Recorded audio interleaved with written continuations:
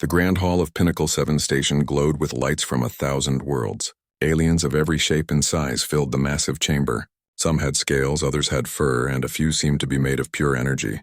They had all come to see the newest warships that would protect the Galactic Coalition. Captain Lee Daho stood at the window of the viewing platform. His dark uniform was crisp and clean. His face showed no emotion as he watched the ships float past the station. Each vessel was sleek and fast, cutting through space like silver arrows. The crowd cheered for each one. "Next up is the Vrexian Stinger," announced the host, a tall alien with 4 arms.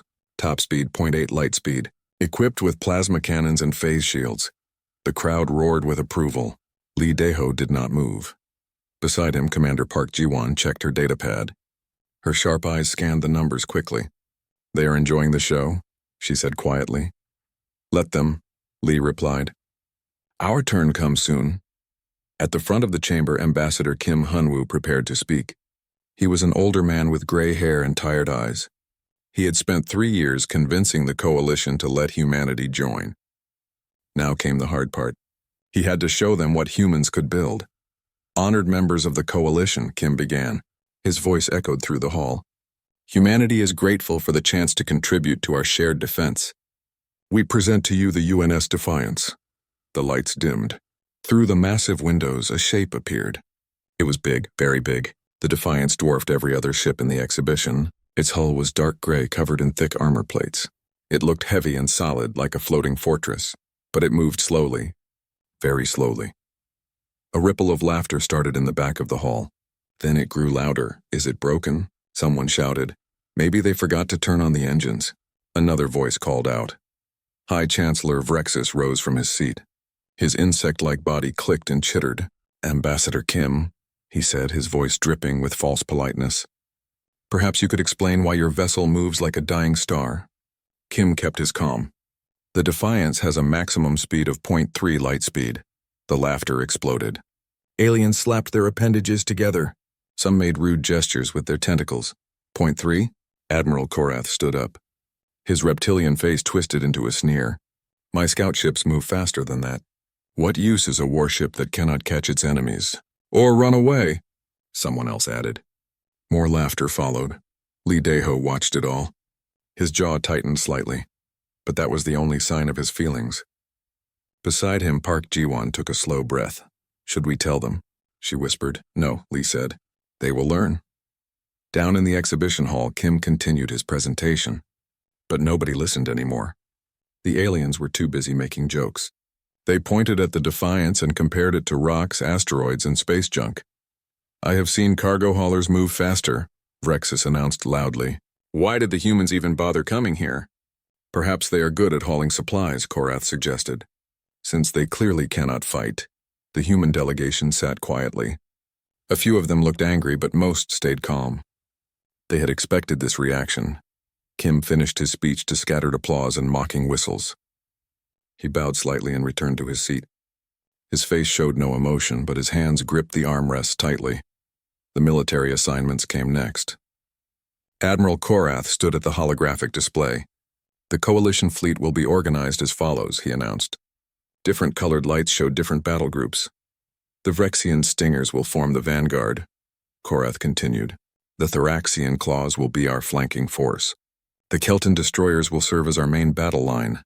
He paused. A cruel smile crossed his face. "And the human ship, the Defiance, will guard the supply depot at Sector 774. The crowd laughed again. Sector 774 was the safest place in Coalition space. Nothing ever happened there. It was where they sent old ships and inexperienced crews. "That is basically a retirement posting," Park Ji-won muttered. "I know," Lee said. His voice was calm but cold.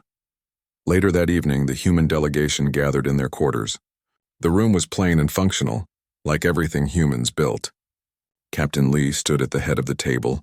Around him sat his senior officers and the ambassador. "Well," said Lieutenant Choi Minho, the weapons officer. His young face was red with anger. "That went well?" "They think we are idiots," added Chief Engineer Kang Subin. She was a small woman with quick hands and a sharp mind. "They think we built a giant paperweight." "Let them think that," Ambassador Kim said. He poured himself water from a pitcher. His hands were steady now. Every great power in history has underestimated humanity at least once. It never ends well for them. The Chancellor actually suggested we should just build cargo ships instead, Choi said bitterly. Right to our faces. Park Ji-won pulled up a star chart on her tablet.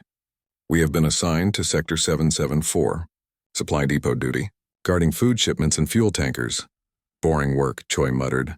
Safe work, Lee corrected. Which means they will ignore us. They will forget we exist. Kang Subin smiled slowly. Until they need us. Exactly, Lee said. He looked at each person in the room. The Defiance was built for a specific purpose. Not to chase enemies. Not to run away. But to stand and hold ground when everything else has failed. They do not understand that yet, Park added. No, Lee agreed. But they will. War has a way of teaching lessons to those who refuse to learn peacefully. Ambassador Kim nodded. The Coalition has fought minor pirates and raiders for decades.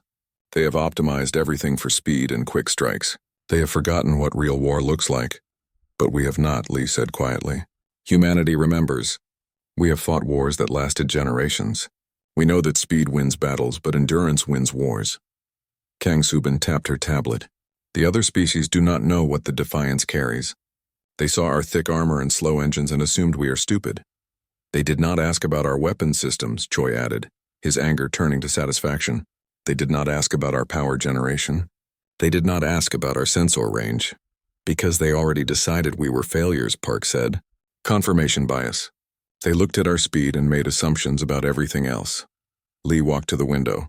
Outside, the Defiance floated alone, separated from the other warships.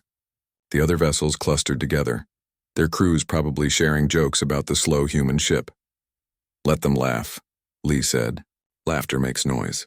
Noise covers other sounds, and they are making so much noise that they cannot hear the storm coming.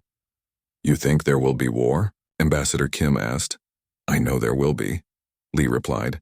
The Kryn Empire has been quiet for too long. The pirates grow bolder every month. Someone will test the Coalition soon, and when they do, speed will not be enough. He turned back to his crew. We have our orders. We go to Sector 774 and guard supply shipments. We do our job quietly and professionally. And we wait. For what? Choi asked. For the moment when the fast ships need a place to hide, Park said softly. For the moment when running away is no longer an option. For the moment when they need someone who will not move, someone who will not break. Lee nodded. The Defiance does not run. That is not weakness. That is purpose. The meeting ended soon after. The crew returned to their ship. As they walked through the corridors, they passed Coalition personnel who pointed and whispered. Some laughed openly. Park Ji-won ignored them all. I almost feel sorry for them, she said to Lee. Do not, he replied. They have been winning easy fights for so long that they forgot what hard ones look like. That kind of ignorance cannot be fixed with words. Only with experience, Park finished. Yes, Lee said. And experience is a harsh teacher. The Defiance powered up its engines and slowly pulled away from Pinnacle 7 Station. Behind it, the fast ships of the Coalition fleet raced ahead, showing off their speed and power. They moved like hunting birds, swift and graceful. The Defiance moved like a mountain. Slow, steady, unstoppable, and deep in its armored heart, weapon systems that no alien had yet seen hummed with contained power, waiting patiently for the day they would be needed. 3 weeks passed quietly in Sector 774. Captain Lee Dae-ho watched the stars from his command chair. The bridge of the Defiance was calm and orderly. Screens showed the positions of supply ships moving between stations. It was boring work, exactly as the Coalition intended. Another day in paradise, Lieutenant Choi Min-ho said sarcastically. He sat at the weapons station watching displays that showed nothing but empty space. Patience, Commander Park Ji-won replied. She was studying long-range sensor data. Quiet times do not last forever. She was right. The convoy appeared on schedule. 15 supply ships carried food, medicine, and fuel cells. They moved in a standard formation, surrounded by escort vessels. 3 Vrexian Stingers led the group. 2 Thoraxian Claws guarded the flanks, and far behind them, barely keeping up, came the Defiance. Same formation as always, Park observed. They put us in the back because they think we are useless. Let them, Lee said calmly. The convoy entered the Kessler Nebula. This was a vast cloud of gas and dust that stretched for light years. Sensors worked poorly here. Ships had to slow down and stay close together. It was a dangerous place, but it cut 3 days off the journey time. That was why pirates loved it. The attack came without warning. 40 small ships dropped out of hyperspace directly around the convoy. They were fast and mean-looking, covered in weapons and stolen armor plates. Pirates. The Vrexian commander broadcast on all channels. All escort ships engage. The 3 stingers accelerated instantly. Their engines flared bright blue as they shot forward. The Thraxian claws split left and right, moving to protect the supply ships. They were so fast that the Defiance was left behind in seconds. They did not even wait for us, Choi muttered. They do not think we can help, Lee said. Status report. 43 pirate vessels detected, Park announced. Small attack craft fast movers. They are using hit-and-run tactics. On the main screen, the battle unfolded. The pirate ships darted in and out like angry insects. They fired quick bursts, then dodged away before the coalition escorts could target them properly. The Vrexian stingers were fast, but the pirates were faster. They split up, forcing the escorts to chase multiple targets. Classic raider tactics, Park said. Divide the defenders, overwhelm with numbers. One of the Thraxian claws took a direct hit. Its shields flared and died. The ship spun away, trailing atmosphere. This is Escort Commander Vex, a harsh voice came over the radio. Human ship, fall back to the station. You are too slow to help here. You will only get in the way. Lee did not respond. He watched the battle carefully. The pirates were good. They knew exactly how to fight fast ships. Stay mobile, never hold still, force the enemy to chase, Captain, Choi asked. His hand hovered over the weapons controls. Wait, Lee said. Another supply ship exploded. The pirates were targeting the cargo vessels now, ignoring the escorts. 2 stingers chased a group of raiders, but 3 more groups attacked from different angles. The coalition ships could not be everywhere at once. Human vessel, Commander Vex shouted. Did you hear me? Retreat now! That is an order. Lee tapped his communications panel. Negative, Commander. We are holding position. You fool. You will be destroyed. Lee closed the channel. He looked at his crew. They all watched him calmly, waiting. They had trained for this moment, Chief Kang, Lee said quietly. Power status? Down in engineering, Kang Subin checked her displays. The massive reactor core hummed with contained energy. Reactor at 40%, she reported. We have been saving power like you ordered. All reserve capacitors are fully charged. Good, Lee said. Bring reactor to 90%. Route all excess power to weapons and shields. Finally, Choi whispered. On the main screen, the pirates continued their assault. They had destroyed 3 supply ships and damaged 2 escorts. More raiders were arriving through hyperspace. The situation was getting worse, and then the pirates noticed the Defiance. Look at that big slow target, a raider captain broadcast openly, laughing. Easy pickings. All ships ignore the escorts. Hit the human vessel first. 10 pirate ships broke off their attacks and turned toward the Defiance. They accelerated to full speed, weapons charging. They expected the human ship to run or die. The Defiance did neither. Commander Park, Lee said. His voice was ice cold. Execute protocol anvil. Park's fingers flew across her console. Protocol anvil activated. All weapons are now under tactical computer control. Targeting solutions locked. Chief Kang, Lee asked. Reactor at 90%, Kang reported. Power distribution optimal. All systems green. Lieutenant Choi, Lee said. You may fire when ready, Choi smiled. It was not a nice smile. Yes, sir. The pirates closed to what they thought was firing range. They launched missiles and energy bolts. The weapons streaked toward the slow, helpless human ship. Then the Defiance showed its teeth. Point defense turrets emerged from hidden ports all across the hull. Hundreds of them. They tracked the incoming missiles with perfect precision and opened fire. The space between the pirates and the Defiance lit up with laser fire. Every single missile was destroyed before it traveled even halfway. What? The pirate captain shouted. How did they hit everything? The answer was simple but devastating. The Defiance did not need to move fast because it had enough power and computing ability to track and destroy thousands of targets simultaneously. While fast ships had to dodge, the Defiance could simply shoot down everything. But the point defense systems were just the beginning. Railguns, Choi announced. Firing. The Defiance carried 12 massive railgun turrets. Each one could accelerate a solid metal slug to a significant fraction of light speed. The weapons barely made any sound, just a low thump as magnetic coils engaged. The first pirate ship exploded, then the second, then the third. The raiders did not even see the projectiles coming. By the time their sensors detected the incoming fire, the slugs had already hit. The metal penetrators punched through shields and armor like they were paper. "Impossible," the pirate captain screamed. "They are too far away. Nobody can shoot accurately at this range." But humans could. The Defiance had weapons with an effective range of 2 million kilometers. Most coalition ships could barely shoot accurately at 200,000. The pirates had no idea they were already well within the Defiance's kill zone. 6 targets destroyed, Park reported calmly. 4 remaining in first wave. Adjusting fire. The surviving pirates tried to scatter. They were fast ships built for speed, but speed did not matter when your enemy could hit you from 10 times farther than you could shoot back. 4 more explosions lit up space. "First wave eliminated," Choi said. He sounded satisfied. The other pirates hesitated. They had expected an easy target. Instead, they had just watched 10 of their ships get destroyed in under a minute. The slow human vessel had not moved at all. It just sat there calmly shooting anything that came near. "All ships," the pirate captain ordered. "Concentrate fire. Overwhelm their defenses." 20 more raiders turned toward the Defiance. This time they stayed spread out, attacking from multiple angles. They fired everything they had. The Defiance responded with cold efficiency. The point defense network destroyed every missile and energy bolt. The railguns picked off ships one by one. When 3 pirates got close enough to think they had a chance, laser batteries opened up and cut them apart. "Enemy morale is breaking," Park observed. She watched the tactical display.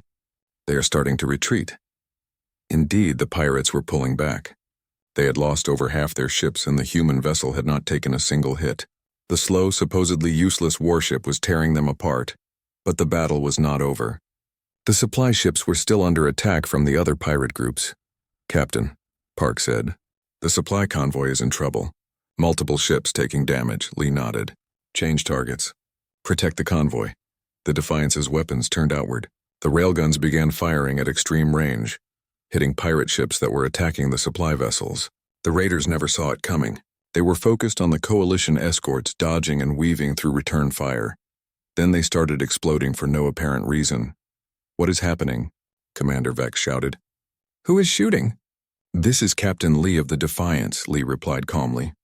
"We are providing fire support. Recommend your ships pull back to defensive positions around the convoy." There was a long silence. Then, "Acknowledged."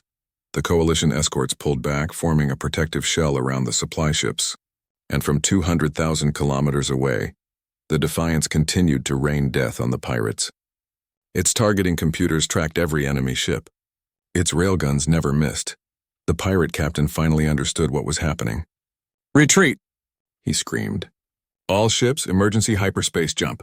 Get out now!" The surviving raiders fled. They jumped to hyperspace in a panic, leaving behind 28 destroyed ships and scattered debris. Silence fell over the battlefield. Commander Vex's face appeared on Lee's screen. The Vrexian officer looked shocked. "Captain Lee," he said slowly, "that would be impressive." "We did our job," Lee replied simply. "Your weapons range is at least 10 times what you reported," Vex said. "It was not an accusation, just an observation. And your targeting systems are far beyond anything I have seen." "We never reported our maximum range," Park interjected politely. Nobody asked. Vex clicked his mandibles together. 2 days after the battle, Admiral Korath's shuttle approached the Defiance. The reptilian commander had requested permission to come aboard. Captain Lee Daho granted it without hesitation. "They want to see what we did," Commander Park Ji-won said. She stood beside Lee on the bridge, watching the shuttle dock. "They want to understand." "Good," Lee replied. "It is time they learned." The docking bay was plain and functional. No decorations, no fancy lights, just clean metal and efficient design. When Korath stepped out of his shuttle, he looked around with obvious surprise. He had expected something more impressive. Lee waited at the bay entrance with several of his officers. Lieutenant Choi Minho stood stiffly at attention. Chief Engineer Kang Subin held a datapad, her small frame almost hidden behind the larger officers. Science Officer Yoon Taijin adjusted his glasses nervously. Korath approached slowly. His scales gleamed under the harsh lights. "Captain Lee," he said formally. Thank you for receiving me. Admiral, Lee nodded. Welcome aboard the Defiance. I brought my senior tactical staff. Korath gestured to the 3 officers behind him. We wish to understand what happened during the battle. With your permission, of course. Of course, Lee agreed. Chief Kang will explain our systems. Officer Yoon will cover the technical details. They walked through the corridors of the ship. The alien officers looked around with growing confusion. Everything was thick and heavy. The walls were incredibly dense. The doors were massive slabs of armor. Even the floor felt solid in a way that other ships did not. Your ship is built like a fortress, one of Korath's officers observed. That is exactly what it is, Kang said proudly. She led them into the main engineering section. The Defiance is not designed to chase enemies or run away. It is designed to hold position and survive. They entered the reactor room. The alien stopped and stared. The fusion antimatter hybrid reactor was enormous. It hummed with barely contained power. Energy readings on nearby screens showed numbers that made the alien engineers gasp. This reactor, Yoon said, pushing his glasses up his nose, produces 3 times more power than a standard coalition battleship of similar size. 3 times? Korath asked in disbelief. Why would you need so much power? Because we do not use power for engines, Kang explained. Fast ships dedicate 60 to 70% of their power to propulsion. We dedicate only 10%. The rest goes to weapons, shields, sensors, and cooling systems. She pulled up a holographic display. It showed the power distribution of a typical coalition warship versus the Defiance. The difference was striking.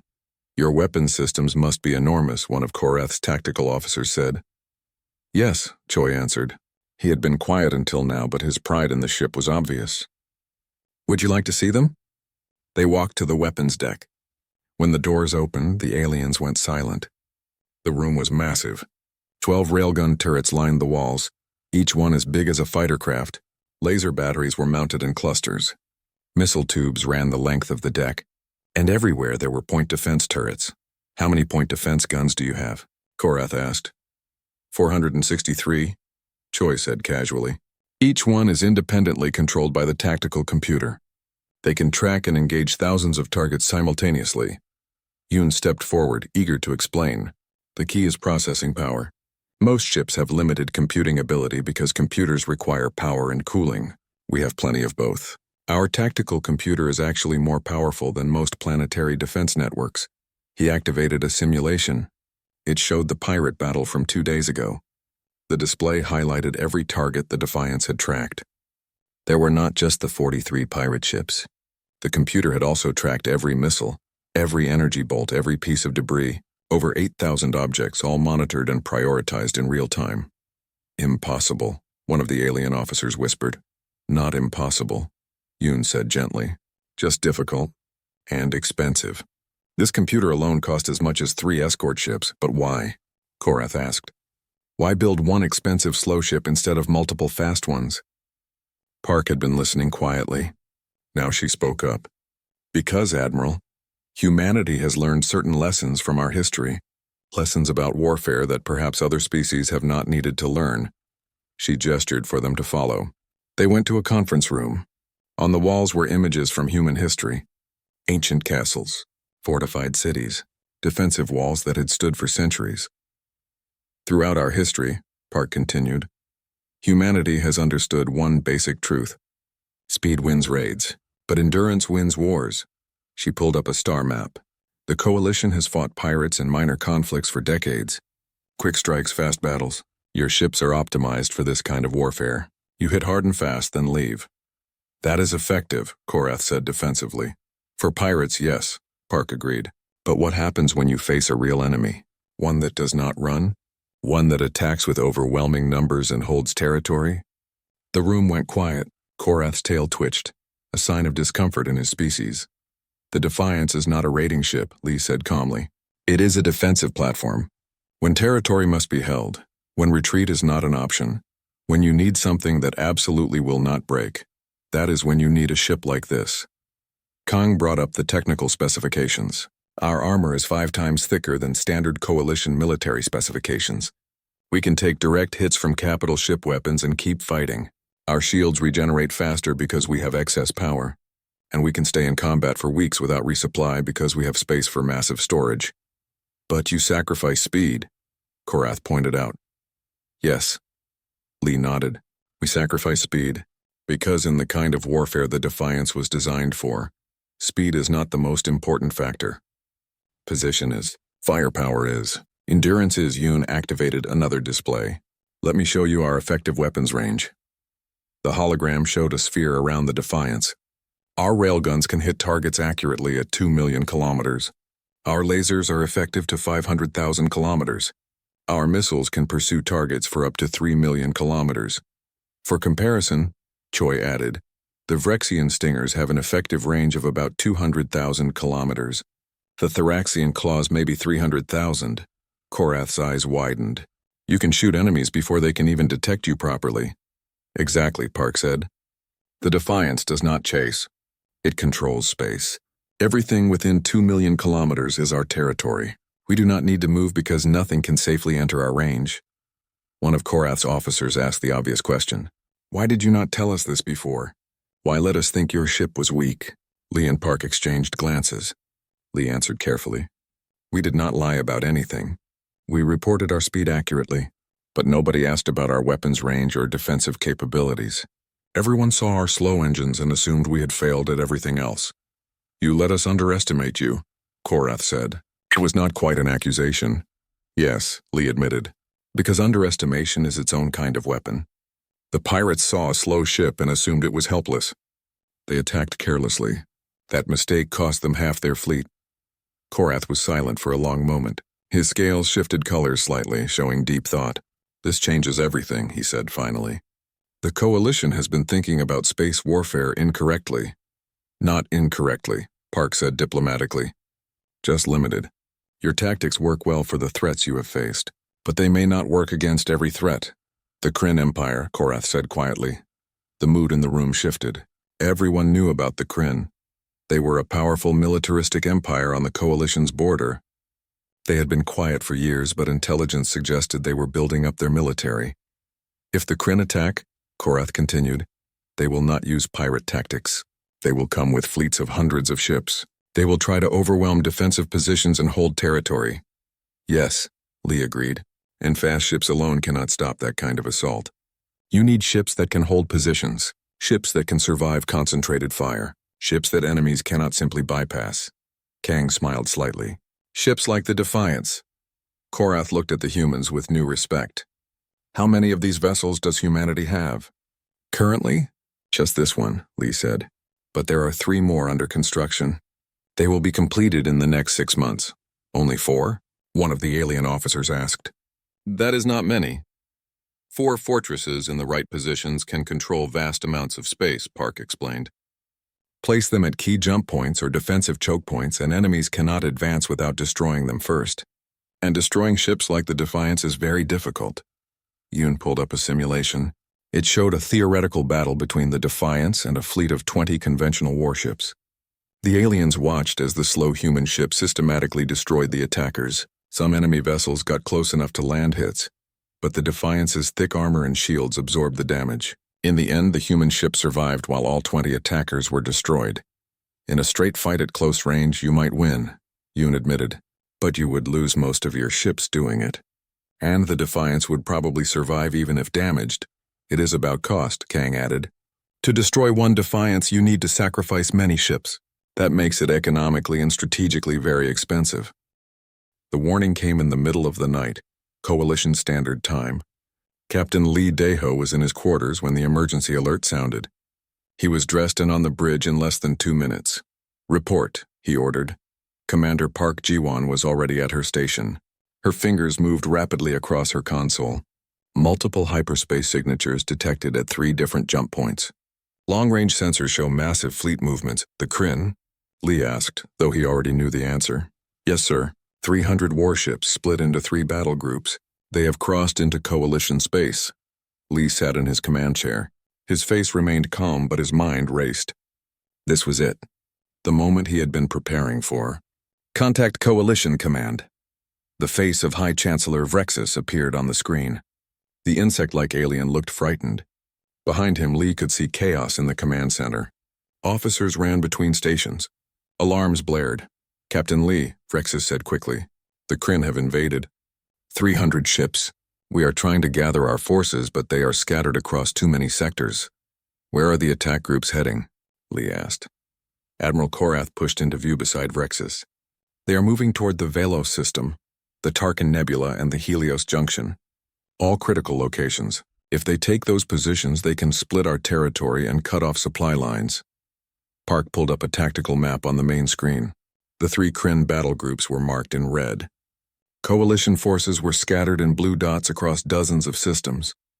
The humans studied the map carefully. They are moving fast, Park observed. They will reach those positions in less than 12 hours. Our fleet cannot concentrate in time, Korath said bitterly. If we try to meet them head-on, they will destroy us in detail. We are recommending evacuation of the forward colonies. No, Lee said firmly. Everyone on the command channel went quiet. Vrexus's mandibles clicked nervously. Captain Lee, we do not have a choice. Our forces are outnumbered and out of position. You have 4 Defiance-class vessels, Lee stated. Where are they currently? Park was already checking. The Defiance is here in Sector 774. The Indomitable is at Dock Station 7. The Resolute is on patrol near the Outer Rim. The Unyielding is defending the fuel depot at Kessler. Lee stood up.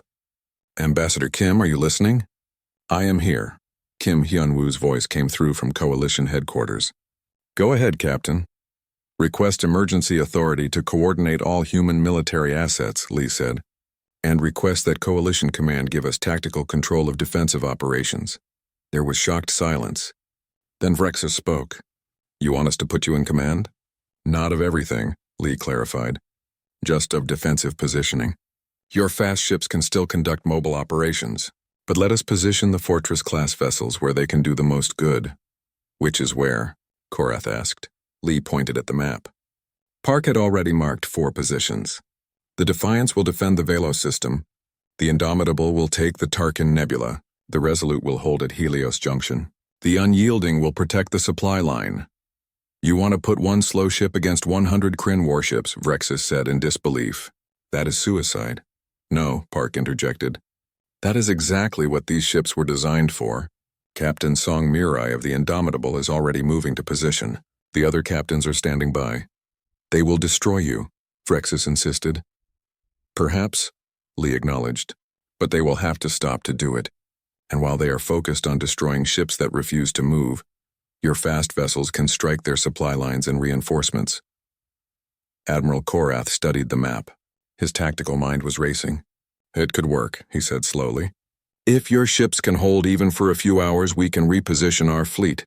The Kryn expect us to run. If we stand and fight at these positions, it will disrupt their entire strategy. More than that, Park added. These positions are all choke points. The Kryn chose them because controlling them means controlling the sector. But that works both ways. If we hold these positions, they cannot advance further without destroying us first. Lee turned back to the screen. High Chancellor, I know we have not earned full trust yet, but the Defiance has proven itself once. Give us this chance. Let us show you what human defensive doctrine can do. Vrexus looked at Korath. The Admiral nodded firmly. I recommend we approve the Captain's plan. We have little to lose at this point. Very well, Vrexus said. Captain Lee, you have tactical authority for defensive operations. All Fortress-class vessels are under your command. Do not make me regret this. We will not, High Chancellor, Lee said. He cut the transmission and turned to his crew. All hands to battle stations. Navigation plot course for Velos system, maximum speed. Maximum speed, sir? The navigator asked with a slight smile. That is not very fast. Fast enough, Lee replied. We have 8 hours to get into position. Begin movement now. Across Coalition space, the other 3 human vessels received their orders.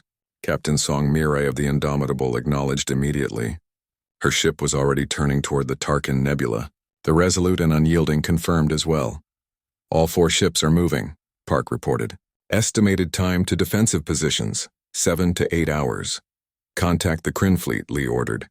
Let us see what kind of enemy we face. The communication channel opened.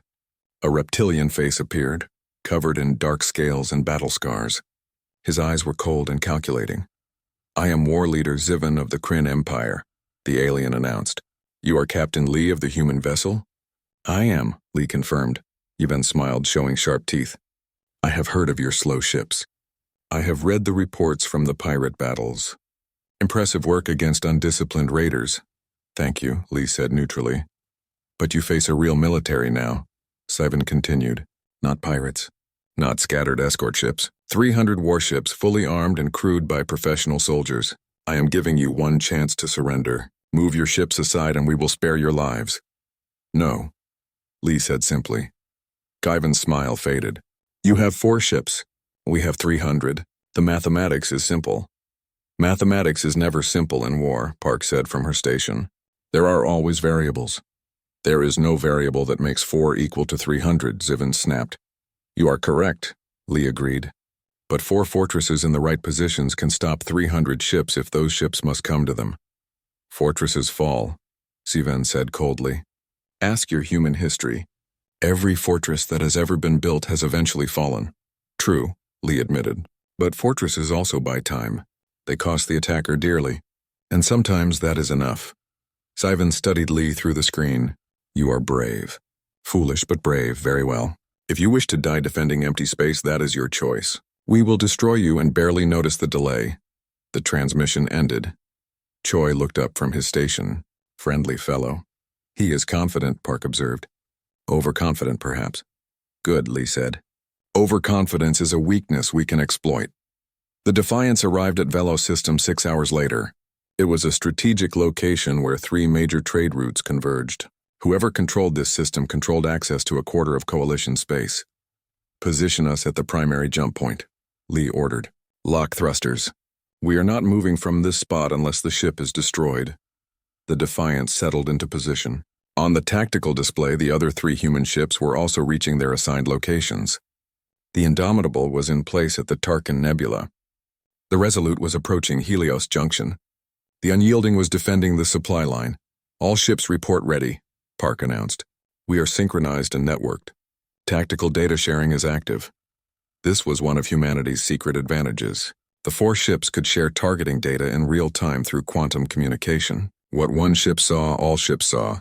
Their tactical computers worked together, creating a defensive network that was far more effective than 4 separate vessels. Kryn fleet is approaching, the sensor officer reported.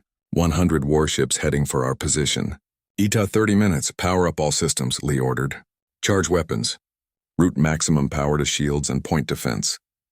Down in engineering, Kang Subin watched her displays. Reactor at full power. All capacitors charged. We are ready. In her quarters on the Indomitable, Captain Song Mirai gave similar orders. Her crew was tense but determined. Like the Defiance, the Indomitable was about to face odds of 100 to 1. Captain, her tactical officer asked quietly. Can we really do this? Song smiled confidently. The Defiance held against 40 pirates. We are bigger and better armed, and we have support from our sister ships. Yes, we can do this. Back on the Defiance, the Kryn fleet appeared on long-range sensors. 100 warships moving in perfect formation. They were beautiful in a terrible way, designed for war and nothing else. They are maintaining formation, Park noted. Disciplined approach. They have fought this kind of battle before, Lee observed. They know how to coordinate. This will not be like the pirate attack, sir, Choi asked. What if they just jump past us? They have hyperspace capability. They could avoid us entirely. They could, Lee agreed. But they will not. Because if they bypass us, we control this jump point. We can cut off their supply lines and reinforcements. They need to destroy us to secure their advance. So they have to fight us, Park said. Exactly, Lee confirmed. And that is where our advantage lies. The battle lasted 14 hours. The Kryn came in waves, trying different tactics, different formations, different angles of attack. They fired thousands of missiles. They concentrated their fire. They tried to flank. They tried to overwhelm the point defense systems. They tried everything they knew, and the Defiance held. The ship took hits. Armor plates buckled. Shield generators burned out and had to be replaced. 3 crew members died when a Kryn missile broke through and exploded near the medical bay. But the Defiance did not move. It stayed exactly where Captain Lee Daeho had positioned it, controlling the jump point with its mere presence. The railguns fired until their barrels glowed. The laser batteries cycled through their cooling systems repeatedly. The point defense network destroyed so many missiles that space around the ship became a cloud of debris. And through it all, the tactical computer tracked every enemy vessel, prioritizing targets with cold efficiency. After 6 hours, war leader Guyven pulled his fleet back to regroup. He had lost 32 ships. The human vessel was damaged but still fighting. His officers looked at him with questions in their eyes. "How is it still alive?" one of them asked. Shiven did not answer. He was learning the same lesson others had learned. Speed and numbers were not enough against something that refused to break. At the Tarkin Nebula, Captain Songmirai faced similar odds. The Indomitable's shields failed twice, forcing emergency repairs. But like her sister ship, she held position. The Kryn could not advance past her. The Resolute and Unyielding fought their own battles with the same grim determination. 4 human ships, 4 different battlefields, 1 shared mission. Hold the line, and behind them the coalition fleet was moving. Admiral Korath had used the time well. While the Kryn were focused on destroying the immovable human fortresses, he had gathered every available coalition vessel. Fast ships that could not hold against the Kryn onslaught could still hit supply lines, destroy scouts, and harass the enemy's flanks. "The human ships are buying us exactly what we need," Korath said to High Chancellor Vrexus. "Time and position. The Kryn are committed now. They cannot bypass the humans without leaving their supply lines exposed. They must destroy those fortresses or retreat." "Can the humans hold?" Vrexus asked nervously. Korath watched the tactical displays. All 4 human ships showed damage, but all 4 were still fighting. They are holding, and more importantly, they are making the Kryn pay dearly for every kilometer of space. On the Defiance, Lieutenant Choi Minho wiped sweat from his forehead. His weapon station was hot from constant use. "Ammunition at 40%, he reported. "Acknowledged," Commander Park Ji-won replied calmly. Despite the chaos of battle, she remained focused. "Prioritize targets. Focus on ships that pose the greatest threat." "All of them pose a threat," Choi muttered, but he adjusted his targeting priorities. Chief Engineer Kang Subin worked frantically in the engineering section. Her crew was performing miracles, keeping damaged systems operational. "Reactor holding at 95%. Shield generators 3 and 7 are offline, rerouting power through backup systems." "How long can we maintain this?" Lee asked over the internal comms. "Hours," Kang replied honestly. "Maybe longer if they give us a break. But Captain, we are taking structural damage. The armor is holding, but it has limits." "Understood," Lee said. He looked at Park. "Status of the other ships?" "Indomitable reports heavy damage but remains combat effective. Resolute has lost primary weapons but secondary systems are operational. Unyielding is in the best shape, only moderate damage." Lee nodded slowly. They had held for 6 hours. The question was how much longer they needed to hold. As if answering his thought, Korath's face appeared on the screen. "Captain Lee, Coalition fleet is in position. We are ready to engage." "Can you hold for 2 more hours?" "Yes," Lee said without hesitation. "Good. In 2 hours we attack their supply vessels and force them to divide their attention. Hold until then." The transmission ended. Lee turned to his crew.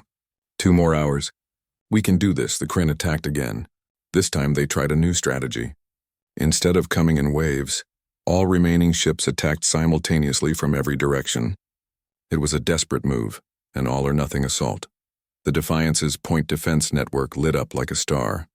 Hundreds of turrets fired at maximum rate. The tactical computer was processing so much data that Yoon Taijin worried it might overheat. Railguns and lasers fired at targets so close that there was no time for precise aiming. "Hull breach on Deck 7, someone shouted. "Emergency bulkheads deployed," Kang responded immediately. "Direct hit to starboard shield generator, rerouting power from port side." The bridge shook with impacts. Sparks flew from damaged consoles. But Lee remained calm in his command chair, watching the tactical display. The Kryn were committing everything to this assault, which meant they were desperate. "They are running out of time," Park said quietly, reading his thoughts. "They know the coalition fleet is moving. They need to break us now or retreat." "They will not break us," Lee stated firmly. And they did not. The assault lasted 90 minutes. The Kryn threw everything at the Defiance, but the human ship absorbed the punishment and kept fighting. When the Kryn finally pulled back, they had lost another 28 vessels.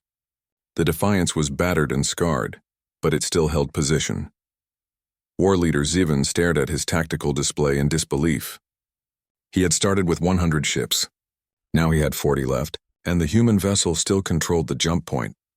War leader, his second-in-command said quietly, "Coalition fleet approaching, multiple ships moving to cut off our supply line." Zivan closed his eyes. He had been beaten by 4 slow ships in the time they had bought the coalition. "Order retreat," he said bitterly. "All battle groups withdraw to Kryn space." The invasion was over. 6 months later, the Galactic Council met again in the Grand Hall of Pinnacle Station. But this time, the atmosphere was very different. The aliens who had mocked humanity now looked at the human delegation with respect and curiosity.